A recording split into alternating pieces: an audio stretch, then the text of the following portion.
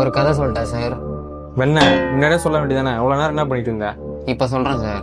பெஞ்சு சேர் போட்டு உட்கார வச்சிருக்கேன்னு உன் பாட்டு கதை விட்டுட்டு இருந்தா, ஒழுங்கா நடந்ததை மட்டும் சொல்லு. அன்றைக்கி ஒரு நாள் மேட்ச்சில் தோத்துட்டு கடுப்பில் உட்காந்துட்டு இருந்தேன். என்னாச்சு மச்சான்? ஹேய், மேட்ச்சில் ஒழுங்காக ஆட மாட்டீங்களாடா நீங்கள்? அவனுங்களை பாரு, நம்மளை பார்த்து கேவலமாக சிரிச்சிட்டு போகிறானுங்க. நாங்கள் ஆட மாட்டோம் மச்சான், விளையாண்டோம். ஹேய், ஒழுங்காக போயிடுங்கடா. ஒழுங்கா எப்படி மச்சான் போகிறது? நாங்கள் வேணா ஓரமாக போவா? டேய், என்னால் முடியலடா, போயிடுங்கடா. ஏண்டா இவ்வளோ முடி வச்சிருக்கா, முடியலன்றா? நீ சொல்லு சார், நான் யாரை தண்டிக்கணும்?